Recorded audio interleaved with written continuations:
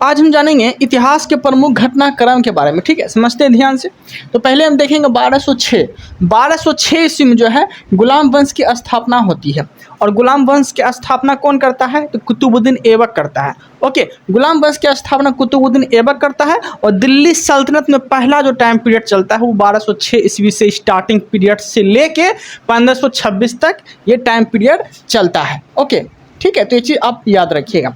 उसमें भी दिल्ली सल्तनत 1526 ईस्वी में जब बाबर का आगमन होता है तो उसमें जो लोदी वंश होता है, लोदी वंश का जो अंतिम शासक होता है इब्राहिम लोदी, उसे हटा के फिर मुगल वंश की स्थापना हो जाता है। तो दिल्ली सल्तनत का अगर टाइम पीरियड अगर पूरी तरह से बोलेगा तो 1206 से 1526 तक ये टाइम पीरियड रहता है। ओके, आगे देखते हैं 1210। देखिए 1210 ईस्वी में जो है कुतुबुद्दीन ऐबक की मृत्यु हो जाती है। कुतुबुद्दीन ऐबक की मृत्यु हो जाती है। घोड़े पे बैठ के ये चौगन खेलते हैं, आज के समय में इसे बोलते हैं पोलो। तो पोलो खेलते समय जो है कुतुबुद्दीन ऐबक जो है घोड़े से गिर के इसकी मृत्यु हो जाती है। और गुलाम वंश की स्थापना भी जो है कुतुबुद्दीन ऐबक ही किया था। ओके, आगे देखते हैं। उसके बाद देखेंगे हम लोग इल्तुतमिश के बारे में। ठीक है, इल्तुतमिश का टाइम पीरियड की बात बोलेंगे तो 1210 से 1236 ईस्वी तक इसका टाइम पीरियड रहता है। किसका? इल्तुतमिश का। ओके, अब इल्तुतमिश के बारे में हम लोग पढ़ते हैं। इसने क्या किया था? ये चालीसा का गठन किया था, चालीसा दल का गठन किया था। 40 सरदारों का एक समूह था, दरबार में रहा करते थे, सलाह समझौता जो भी लिया करते थे 40 व्यक्ति से पूछ करके लिया करते थे। तो चालीसा दल का जो गठन किया था ये किसने किया था? तो इल्तुतमिश ने ही किया था। ये क्या किया? नगद वेतन देना स्टार्ट किया, अस्थायी सेना रखा था। कौन? तो इल्तुतमिश। तो ये चीज़ आपको याद रखना है। ओके, आगे देखते हैं। आगे जो है इसकी पुत्री आती है। इसकी पुत्री का क्या नाम है? इसकी पुत्री का नाम रहती है रजिया सुल्तान। ओके, इसमें और भी वंश आते हैं और भी राजा आते हैं, उसका टाइम पीरियड उतना आपको इम्पोर्टेंट नहीं था तो इसलिए हम नहीं लिखे हैं। मेन चीज़ बता रहे हैं आपको। तो इसकी पुत्री आती है, इस पुत्री का क्या नाम रहती है? तो रजिया सुल्तान रहती है। और रजिया सुल्तान का टाइम पीरियड जो है 1236 से 1240 ईस्वी तक इसका टाइम पीरियड रहता है। अब रजिया सुल्तान के बारे में थोड़ा सा जानने का प्रयास करेंगे। जब रजिया सुल्तान जब राजगद्दी पे बैठती है तो उसके बाद जो है इसका पहनावा और हवा जो रहता है, पहनावा और हवा, ये कोट पहनती थी और टोपियर पहन के चलती थी, मतलब एक लड़कों की तरह चलती थी। रजिया सुल्तान का ये पहनावा और हवा था। ठीक है, रजिया सुल्तान के पति के बाद बोलेंगे तो इसके जो पति थे ये पंजाब के सूबेदार थे और जिसका नाम था अल्तुनिया। कौन थे? अल्तुनिया थे, जो कि पंजाब के सूबेदार थे। ओके, और रजिया सुल्तान के प्रेमी की बात बोलेंगे कि रजिया सुल्तान के प्रेमी भी थे। तो रजिया सुल्तान के प्रेमी थे जिसका नाम था याकूत खां। क्या नाम था? याकूत खां था और रजिया सुल्तान की ये प्रेमी था। ओके, और याकूत किस पद पे था? तो याकूत जो थे यह थे अमीर ए आखुर पद पे नियुक्त थे। अमीर ए आखुर पद पे नियुक्त थे। और अमीर ए आखुर का अर्थ क्या होता है? अश्वशाला का प्रमुख। अश्वशाला का प्रमुख, अश्व मतलब घोड़ा होता है ना, घोड़ा आर का देख रेख जो होता है, ये अश्वशाला का प्रमुख था। कौन? तो याकूत खां, जो कि रजिया सुल्तान के प्रेमी थे। और रजिया सुल्तान के पति बोलेगा तो अल्तुनिया, प्रेमी बोलेगा तो याकूत खां। अल्तुनिया पंजाब के सूबेदार थे और याकूत खां जो थे ये अमीर ए आखुर थे, जिसका अर्थ होता है अश्वशाला का प्रमुख। घोड़े की देख रेख ये सब जो होता है, गौशाला, ये सब मतलब घोड़े की देख रेख के लिए। ओके, ये अब देखते हैं हम लोग बलबन का जो टाइम पीरियड रहता है, बलबन का टाइम पीरियड रहता है 1265 से लेके 1287 ईस्वी तक। 1265 से 1287 ईस्वी तक जो है ये बलबन का टाइम पीरियड रहता है। और ये क्या करता है? जैसे ही ये राजगद्दी पे बैठता है ना, ये राजगद्दी पे जैसे ही इसको राजगद्दी मिलता है, ये सबसे पहले चालीसा दल को समाप्त कर देता है। सबसे पहले चालीसा दल को समाप्त करता है। कौन? तो बलबन ने जो है आगे जाके रक्त एवं लौ की नीति अपनाई और बहुत ज़्यादा कठोर कानून लाया। ओके, और इसके समय जो है सजदा एवं पाबोस की प्रथा प्रारंभ किया था। सजदा का अर्थ हो गया कि मतलब ऐसे सर झुका के जो ऐसे करता है ना, प्रणाम एकदम ऐसे करके, ये हो गया। पाबोस सर का अर्थ हो गया कि पैर चूमने की प्रथा, ये सब स्टार्ट किया था। ठीक है, तो सजदा एवं पाबोस की जो प्रथा स्टार्ट किया था ये बलबन ने ही स्टार्ट किया था। बलबन ने ही रक्त एवं लौ की नीति अपनाया था और बलबन गुलाम वंश का शासक था एक। ओके, तो ये चीज़ आपको याद रखिएगा। ओके, जलालुद्दीन खिलजी क्या है, जलालुद्दीन खिलजी का जो टाइम पीरियड रहता है वह रहता है 1290 से 1296 ईस्वी तक टाइम पीरियड इसका रहता है। किसका, तो जलालुद्दीन फिरोज खिलजी का। ओके, और जलालुद्दीन फिरोज खिलजी जो होते हैं बहुत ही दयालु शासक होते हैं, प्रजा को देखते हुए ये प्रजा की देख रेख में अच्छे अच्छे काम करते हैं। ठीक है, उसके बाद जो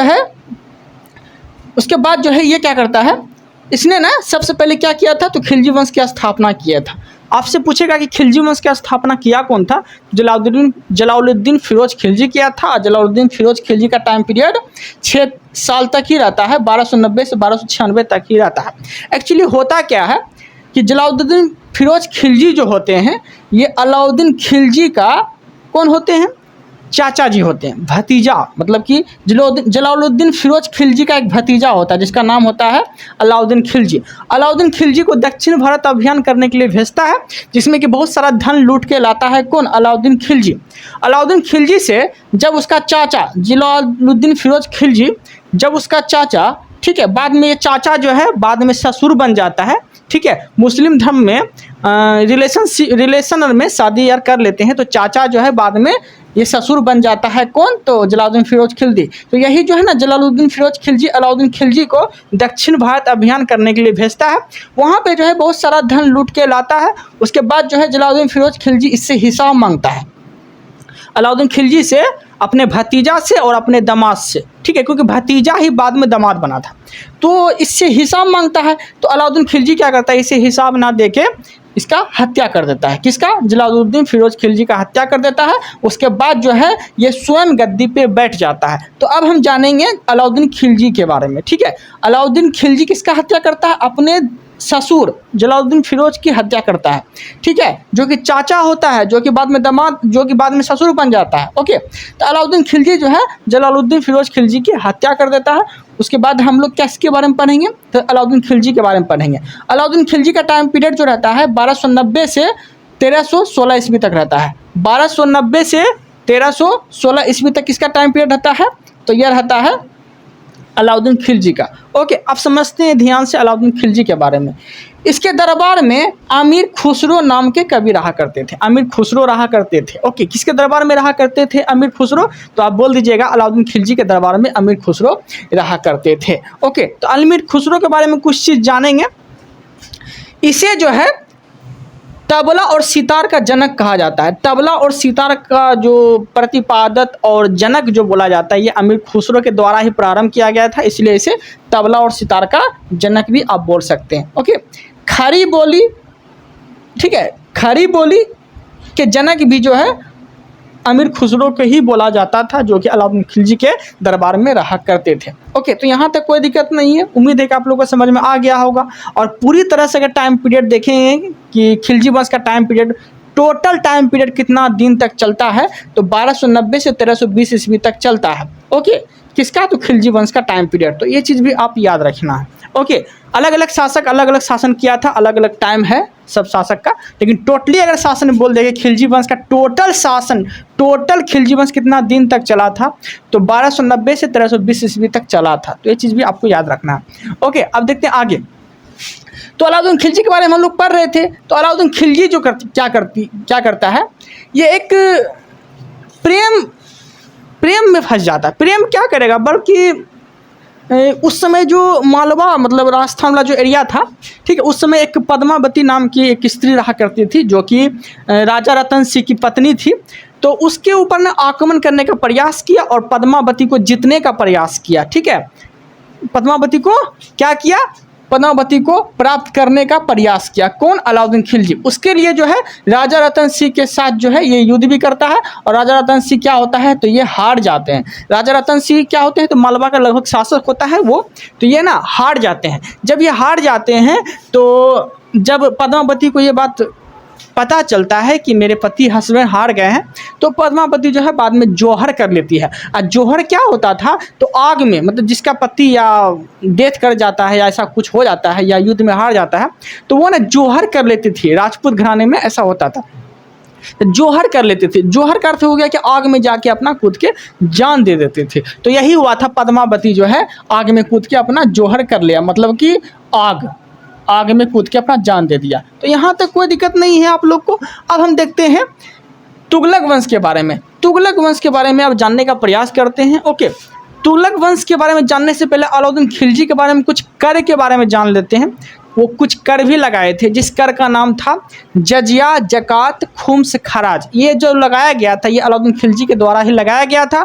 अलाउद्दीन खिलजी के द्वारा ही अस्थायी बंदोबस्त लाया गया था। घोड़ा दागने की प्रथा भी अलाउद्दीन खिलजी ही लाया था। तो ये सब चीज़ भी आपको याद रखना है। अलाउद्दीन खिलजी का कुछ सेनापति भी थे। इस सेनापति का नाम क्या था? मलिक काफूर जो सेनापति थे। ये सब चीज़ भी आपको याद रखना है। ओके, अब हम देखते हैं तुगलक वंश के बारे में। तुगलक वंश का जो टाइम पीरियड रहता है ये 1320 से 1414 तक इसका टाइम पीरियड रहता है। और तुगलक वंश की स्थापना कौन करता है? तो गयासुद्दीन तुगलक करता है। कौन करता है? गयासुद्दीन तुगलक जो है तुगलक वंश की स्थापना करता है। तो ये चीज़ आपको याद रखना है। तुगलक वंश में, ठीक है, तुगलक वंश में एक होते हैं मोहम्मद बिन तुगलक। मोहम्मद बिन तुगलक का टाइम पीरियड की बात बोलेंगे तो 1325 से 1351 तक इसका टाइम पीरियड रहता है, जिसे कि मोहम्मद बिन तुगलक को दिल्ली सल्तनत में पागल बादशाह के नाम से जाना जाता है। पागल बादशाह नाम से इसलिए से जाना जाता है, मतलब पागल सुल्तान के नाम से ये जाना जाता है। बादशाह तो मुगल काल में होता था, सुल्तान बोल सकते हैं। दिल्ली सल्तनत में सुल्तान बोला जाता था राजा को। ओके, और मुगल वंश में बादशाह बोला जाता था राजा को, ये भी जानिएगा। तो दिल्ली सल्तनत में जो पागल सुल्तान हुआ करता था यह हुआ करता था मोहम्मद बिन तुगलक। ठीक है, कैसे पागल सुल्तान इसे बोला गया है? तो एक्चुअली होता क्या था, सबसे ज़्यादा पढ़ा लिखा था ये जो था सबसे ज़्यादा पढ़ा लिखा था, लेकिन पढ़ लिख के भी ऐसा मूर्ख वाला काम किया है, इसलिए इसे पागल बादशाह के नाम से इसे जाना जाता है। जैसे कि इसने ना 5 को गलत फैसला लिया था। 5 को गलत फैसला ले लिया अपने कार्यकाल के दौरान में। पहला फैसला क्या किया? पहला फैसला किया कि ये जो है राजधानी परिवर्तन कर दिया। राजधानी परिवर्तन कर दिया। जो राजधानी दिल्ली थी ना, दिल्ली को परिवर्तन करके दैमाबाद ला दिया था। दिल्ली को परिवर्तन करके दिल्ली को बदल के दैमाबाद कर दिया। कौन? तो मोहम्मद बिन तुगलक। तो ये एक गलत फैसला लिया था। दूसरा फैसला क्या था? तो सांकेतिक मुद्रा चलवाया था। सांकेतिक मुद्रा में चमड़ा और तांबे का जो है ये मुद्रा चलाया था। ठीक है, जिसमें कि हुआ क्या करता था, जो लोहार लोग होते थे, जो कि लोहार पीट के अपना आकार परिवर्तन करके कुछ से कुछ बनाते थे, लोहार लोगर, तो वो क्या करने लगे, इसके तांबे और इसका मुद्रा का कॉपी करने लगे। तो बहुत ज़्यादा जो है बाज़ार में ये सब मुद्रा चलने लगा। और एकदम आसान भाषा में बोले तो कि लोहार लोग हुआ क्या करते, जैसे कि चमड़ा का मुद्रा है या तांबा का मुद्रा है, तो 1000 रुपये का ये मुद्रा है, 1000 रुपये का मुद्रा है, लेकिन इसको बनाने में 100 रुपये खर्च हो रहा है। तो लोहार लोग क्या करते थे, 100 रुपये खर्च करके 1000 रुपये का मतलब प्रॉफिट इस तरह से कमा लेते थे। तो ये बात जब मोहम्मद बिन तुगलक को पता चला तो फिर से ये मुद्रा यार चेंज कर दिए, बंद कर दिए। तो ये दूसरा गलती था इसका। तीसरा गलती क्या था? खुरासान मिशन किया। खुरासान मिशन करने के लिए क्या किया, साल भर जो है पहले से जो है सैनिक को वेतन दे दिया कि जब भी हम बुलाएंगे आक्रमण करने के लिए तुम लोग को आना है। तो खुरासान अभियान करने के लिए जो है साल भर पहले ही सैनिक को वेतन दे दिया। सैनिक लोग इंतजार करने लगे कि अब आक्रमण करने के लिए बोलेंगे ये, अब आक्रमण करने के लिए बोलेंगे। और लास्ट में क्या करता है, खुरासान का जो व्यक्ति रहा करते थे, राजा जो होते थे, बाद में उससे दोस्ती कर लेते हैं और अभियान करते नहीं हैं। अब बाद में जो है सैनिक को भी मरवा देते हैं। ठीक है, तो ये तीसरा गलती था इसका। ओके, खुरासान अभियान किए थे। तो 5वां गलती था तो कारगिल मिशन किया। तो कारगिल मिशन में जाके बहुत दूर कारगिल मिशन करके सैनिक लोग को चढ़ा के जो है एकदम मार डाला। एकदम इतना धूप गर्मी बरसात में चढ़ा के ये सब मार दिया। ठीक है, कौन? तो मोहम्मद बिन तुगलक। इसलिए पूरा सैनिक लोग, प्रजा लोग इससे बहुत ज़्यादा खफा हो गए थे। एक ऐसा सुल्तान है, ऐसा पागल सुल्तान को तो मर जाना चाहिए। और सच में जब ये मरा ना तो बहुत ज़्यादा, एक इतिहासकार बोले थे कि प्रजा को अपनी राजा से और राजा को अपनी प्रजा से मुक्ति मिल गया। तो इस तरह से इसका कहानी था, इस तरह से अपना ये काम किया था। ओके, इसके समय 1333 ईस्वी में मोरक्को यात्री इब्न बतूता भारत आया था। ठीक है, और इब्न बतूता की पुस्तक का नाम बोलेंगे तो रहला इसकी पुस्तक थी। और ये जो है भारत आया था कब? तो 1333 ईस्वी में। ये मोरक्को का यात्री था, ये चीज़ आपको याद रखना है। इसके समय जो है विजयनगर साम्राज्य की स्थापना हुआ था। विजयनगर साम्राज्य की स्थापना हुआ कब था? तो 1336 ईस्वी में हुआ था विजयनगर साम्राज्य की स्थापना। और किया कौन था? तो हरियर एवं बुक्का, हरियर प्लस बुक का जो है विजयनगर साम्राज्य की स्थापना किया था। ओके, उसके बाद ब्राह्मणी साम्राज्य की भी स्थापना हुआ था। कब? तो 1347 ईस्वी में ब्राह्मणी साम्राज्य की स्थापना हुआ था। और किया कौन था? तो यह किया था हसन गंगहू। तो ये सब जो है इसके कार्यकाल के दौरान में कुछ कुछ काम हुआ था। ओके, इसी तरह से हम आप लोग के लिए कंटेंट लाते रहेंगे। आप लोग भी कंटिन्यूटी बना के रखिएगा। आप लोग को मेरा कंटेंट अच्छा लग रहा है तो चैनल को सब्सक्राइब कर लीजिएगा, ताकि मेरा कंटेंट जब भी अपलोड हो यूट्यूब पे तो आप तक पहुंच जाए। Okay, thank you, thanks for watching.